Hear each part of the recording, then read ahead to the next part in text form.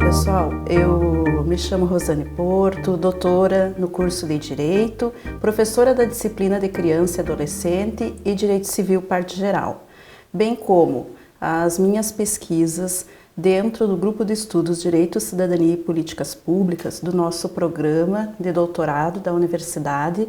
Está voltado às questões de gênero, à área da criança e do adolescente e bem como as relações de gênero envolvendo a abordagem da criminologia crítica. Bom, nós iremos trabalhar em um primeiro momento com a formação da família e os princípios norteadores, para então falarmos quem são os vulneráveis dentro do contexto familiar e bem como focarmos e direcionarmos a um microsistema fundamental, que é o Estatuto da Criança e do Adolescente, a nossa Lei 8.069/90. Esta lei, por sua vez, que tutela os direitos fundamentais da criança e do adolescente, este que deve ter no seio familiar um núcleo de proteção prioritária e o exercício da responsabilidade parental, precisa, por sua vez, também ser protegido pelos demais microsistemas, como, por exemplo, a Lei Maria da Penha, Lei 11.340 de 2006. É importante ressaltar a vocês que o nome da nossa disciplina, partindo desta breve contextualização, sinalizando os pontos que serão abordados neste primeiro encontro, chama-se Dever de Proteção dos Vulneráveis nas Relações Familiares, Estatuto da Criança e do Adolescente e Lei Maria da Penha. O primeiro ponto da nossa aula é importante destacar a formação da família e a proteção da criança e do adolescente.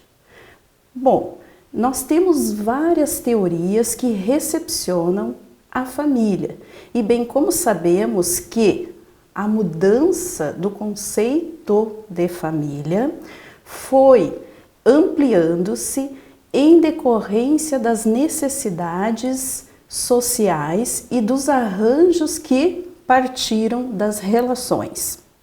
Nós tivemos como exemplo, a título de ilustração, três principais teorias na formação desta família inicialmente.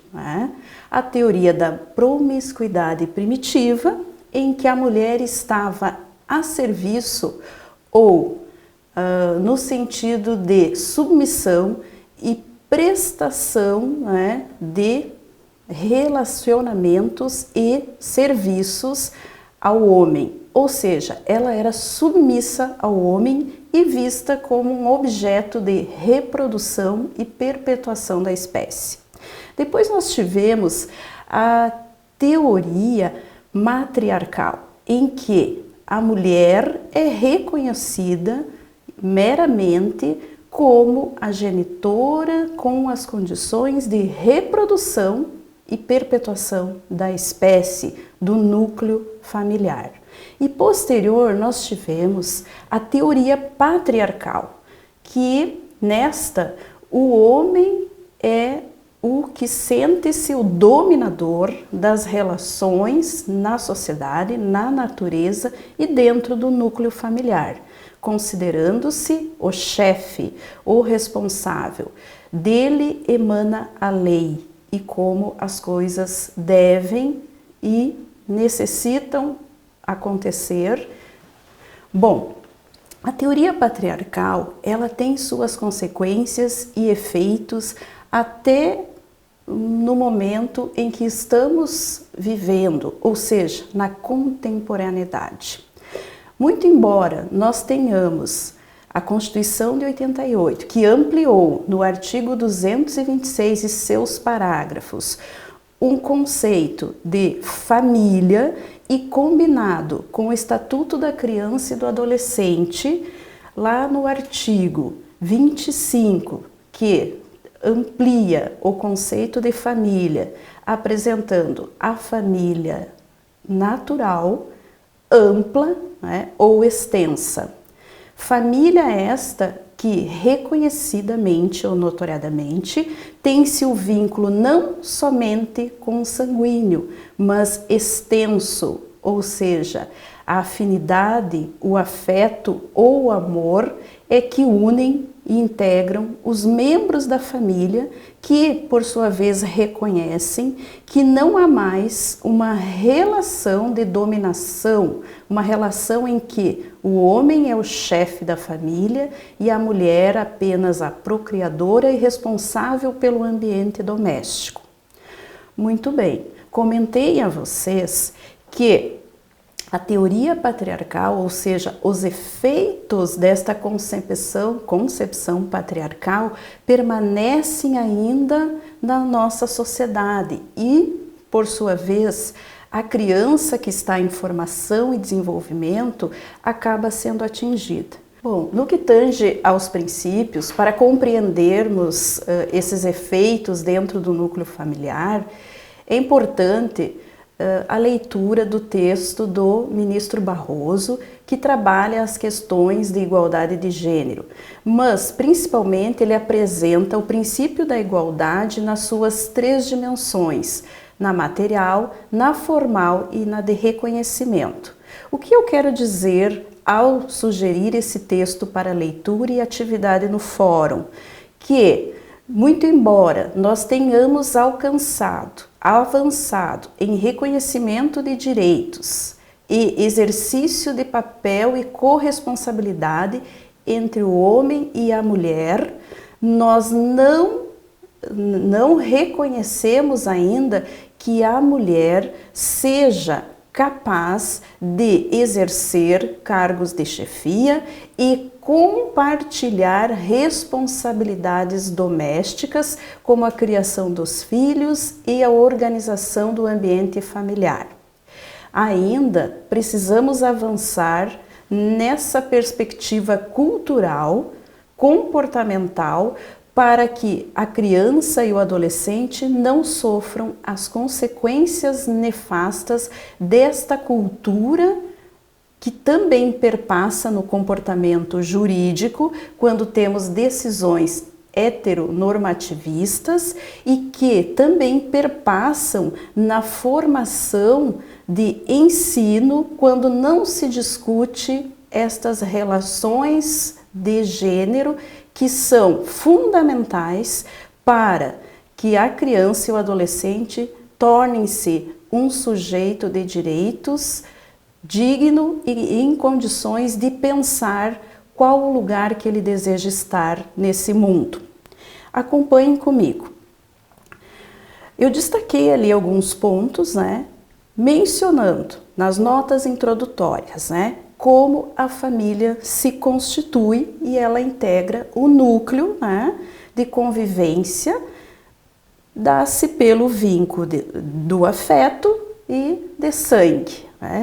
O afeto é um dos principais vínculos que se observa no atual contexto sociojurídico. E o afeto também representa uma inovação e uma agregação ao reconhecimento das políticas públicas e políticas de proteção que o Estado tem o dever de exercer com relação aos vulneráveis. Mas quem são os vulneráveis nesta reflexão que nós estamos apontando no início da nossa disciplina?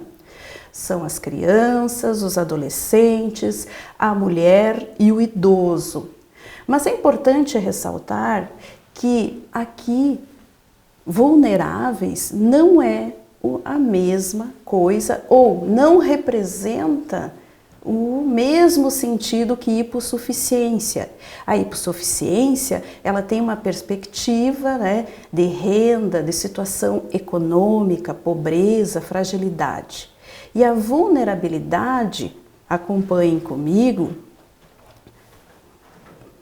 segundo Rolf Madaleno, é importante parafraseá-lo, ela é um traço universal de alguns grupos de pessoas existentes na sociedade e destinatários de especial proteção, justificando-se o tratamento diferenciado em razão das duas condições, aliás, 3 condições: políticas, sociais e culturais. E por sua vez, como mencionei, ela não é a mesma coisa, ou seja, não tem o mesmo sentido, significado de hipossuficiência. E aqui está a criança, o idoso e a mulher, que constituem sim o núcleo familiar que estamos refletindo, falando a respeito. Bom, também é importante destacar que a Lei Maria da Penha, a 11.340 de 2006, ela não traz exclusivamente abordagens no que tange à responsabilização do homem agressor ou ofensor dentro do núcleo familiar, mas ela também é rica em dar a elasticidade ao conceito de família. Acompanhem comigo. A compreensão da família também passou a abranger, na perspectiva dessa lei, no seu artigo 5º, inciso 3º, a seguinte situação. A comunidade formada por indivíduos que são ou se consideram aparentados, unidos por laços naturais, por afinidade ou por vontade expressa. Então vejam, inclusive a Lei Maria da Penha traz uma ampliação do conceito de família, que nós também podemos observar no artigo 25 do Estatuto da Criança e do Adolescente, que traz lá família natural, família ampla ou família extensa. Então temos exemplos de ampliação, de elasticidade, da formação do conceito de família em legislações específicas, microsistemas que dialogam entre si e bem como com o direito de família e o direito civil parte geral. É importante também trazer aqui nesse momento, alguns recortes ou citações, dos princípios que norteiam a constituição desse conceito e bem como as relações entre os membros da família, que tudo isso representou uma conquista dentro do Estado Democrático de Direito após 88. Então vamos citar aqui alguns princípios que são princípios de natureza constitucionais e também no âmbito dos microsistemas e do direito civil. Acompanhe comigo. Princípio da isonomia entre os filhos, que está lá no artigo 227, parágrafo 6º. Igualdade de direitos entre os gêneros, que está no artigo 5º, inciso 1 da Constituição Federal de 88, tá? Este princípio é fundamental e, novamente, eu sugiro a leitura do texto do ministro Barroso, que estará à disposição para que vocês desenvolvam uma tarefa no fórum. Também o princípio entre os cônjuges e companheiros, princípio da dignidade humana, princípio da prioridade absoluta dos direitos da criança e do adolescente, que, além de estar no artigo 227, da Constituição Federal de 88, ele também é combinado com o artigo 4º do Estatuto da Criança e do Adolescente e do artigo 100 do referido Estatuto. Também nós temos, e mencionamos já na nossa aula, princípio da parentalidade responsável, onde mãe e pai são responsáveis e compartilham as funções de criação e educação dos respectivos filhos. Princípio da proteção integral, norteadora da Lei 8.069/90 do nosso Estatuto, que coloca a criança acima de qualquer tomada de decisão em um Estado democrático de direito, ou seja, pensa né, naquilo que vai contribuir enquanto política pública para o desenvolvimento de uma sociedade. Princípio superior do interesse da criança e do adolescente. São alguns exemplos de princípios norteadores que representam a luz, o valor a ser seguido e construído enquanto política por parte do Estado, política protetiva, tutela jurídica e bem como valores a serem norteados para que as famílias criem seus filhos, protejam no ambiente que representa um vínculo consanguíneo, mas acima de tudo um vínculo de afeto. No entanto, uma curiosidade para a gente pensar, não seria bem uma curiosidade, mas uma reflexão que o próprio Zygmunt Bauman, quando ele traz em suas obras a questão da comunidade, que comunidade estamos falando, quando ele nos convida a pensar sobre ambivalências, certo, errado, amor e ódio. E é nessa questão do amor e ódio que eu gostaria de chamar a atenção para vocês. Porque nós precisamos também ter esse espaço, esse momento de pensar dentro da norma. Não podemos ser meros aplicadores de uma norma jurídica. Nós também precisamos exercer a interpretação, a compreensão, a criticidade para então conseguirmos proteger a família, a criança, principalmente nesse contexto, e evitarmos, impedirmos que qualquer tipo de violação ocorra com esse ser humano em desenvolvimento neste lar. Então, quando eu falo em amor e ódio, eu quero dizer, né, a partir das leituras de Bauman, de Winnicott, que nesse espaço, que é o espaço familiar, nós temos momentos que exercemos a prática do amor e também do ódio. Por quê? Porque todos que ali constituem, né, a família, enquanto pessoa humana, tem a necessidade de relacionar-se. São seres humanos, são racionais. No entanto, temos momentos que, chamados ou considerados por alguns como atos irracionais, nós acabamos materializando o ódio. O ser humano, ele é um ser social. Ele é um ser social capaz de amar e de odiar. Somos capazes de amar nossas crianças e também somos capazes de odiarmos. É forte pensar a respeito disso.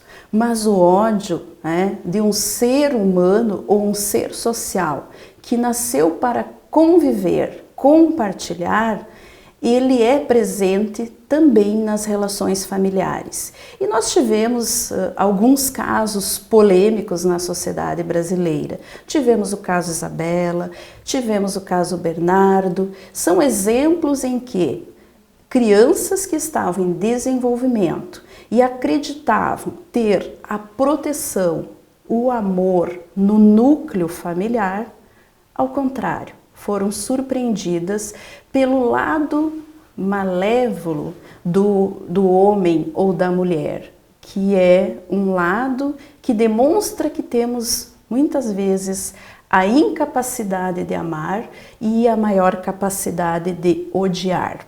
Então nós precisamos pensar também sobre essa questão. Portanto, quando eu trago essa ambivalência de sentimento que gera repulsa à sociedade, é importante nós, enquanto intérpretes, pesquisadores, professores, alunos, pensarmos que também estamos sujeitos a fragilizar, também estamos sujeitos a afastar-se do sentido de compartilhar um espaço saudável para o desenvolvimento humano. Bom, e A partir dessa perspectiva, nós também desenvolveremos, né, um ponto em que vai trabalhar que dentro do núcleo familiar é um espaço que começam ou podem ocorrer as mais diversas violações de direitos fundamentais da criança e do adolescente, que estão lá no artigo 227 da Constituição Federal de 88 e também no Estatuto da Criança e do Adolescente, quando não deveriam ocorrer, mas ocorrem porque o ser humano tem suas ambivalências.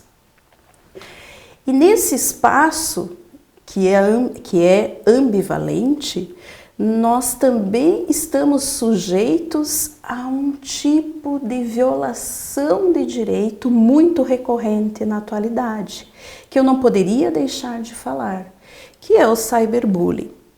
Mas qual a relação do cyberbullying com o ponto que nós estamos trabalhando, né, da proteção dos vulneráveis?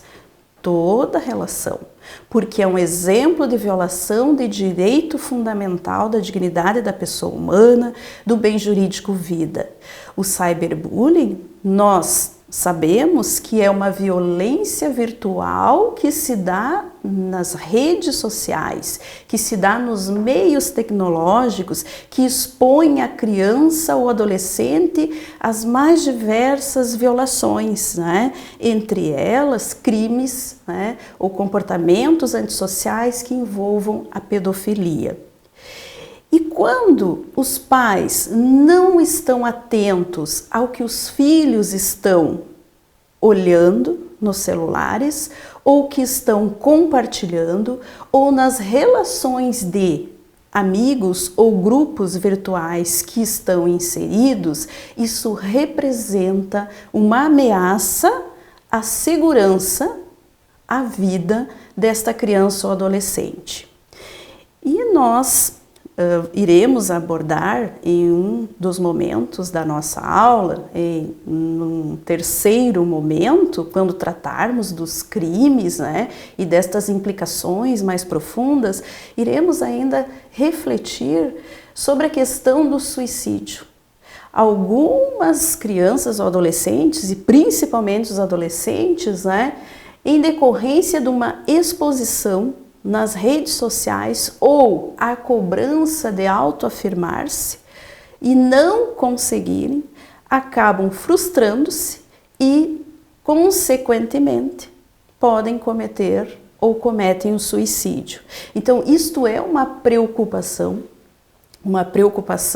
do Estado, né, que precisa regular as relações, né, com os provedores, né, encontrar meios de uma maior fiscalização e bem como é uma preocupação dos pais ou responsáveis que precisam exercer, né, o princípio da parentalidade responsável, o princípio da proteção integral. Por conta dessa reflexão, como um exemplo de violência ou violência virtual, assim como nós temos outras, né? Abuso sexual cometido pelos pais ou responsável, estupro, né? Crimes que violam a dignidade sexual, né? Nós temos então a clareza de que realmente há uma relação, há a necessidade de um comprometimento maior do Estado e da família para a proteção da criança com relação a esse tipo de violação. Bom, mas e quando o pai ou responsável, que deveria ser o protetor, né, o que impossibilitaria, ou seja, melhor dizendo, quando ele deveria proteger a criança das violações e, ao contrário, é ele o causador da violação ou do crime. O que fazer? Então, a Lei 8.069/90, ela também, combinada com o Código Civil, ela traz, né, o que deve ser feito. E dentro perspectiva, né, do que fazer, nós podemos mencionar que dentro do Estatuto da Criança e do Adolescente, né, nós temos outra forma de família, a família substituta, que dar-se-á pela guarda, pela tutela ou pela adoção. E por que eu estou falando destas outras modalidades de família substituta e ainda entidades familiares acolhedoras, por exemplo? No caso, quando os genitores, que deveriam ser os guardiões da criança, os protetores, acabam sendo eles os violadores de direitos. E aí compete ao Estado outros encaminhamentos. Por exemplo, afastamento do agressor do lar, que está lá no artigo 130 do Estatuto da Criança e do Adolescente, e também, né, encaminhamento da criança para um outro parente ou familiar que possa cuidar desta criança por meio da guarda. Bom, neste primeiro momento, nessa nossa primeira aula, nós trabalhamos, né, só para darmos uma olhada aqui no nosso slide, né, nós trabalhamos com noções, ou seja, com uma formação, né, da família e a proteção aos nossos vulneráveis. Também nós mencionamos algumas teorias e princípios a partir da Constituição de 88, trazendo a nossa indignação e repulsa com relação ainda a consequências envolvendo uma cultura patriarcal que refutam, né, o princípio da igualdade enquanto reconhecimento para os vulneráveis. E aí destacamos a mulher, né, enquanto genitora, e a criança, que esta deve ser assegurada prioritariamente por parte da família e do Estado. E, por sua vez, novamente, eu convido a todos para que façam a leitura do texto do ministro Barroso, que vai tratar do princípio da igualdade e as suas 3 dimensões: formal, material e de reconhecimento. Até breve.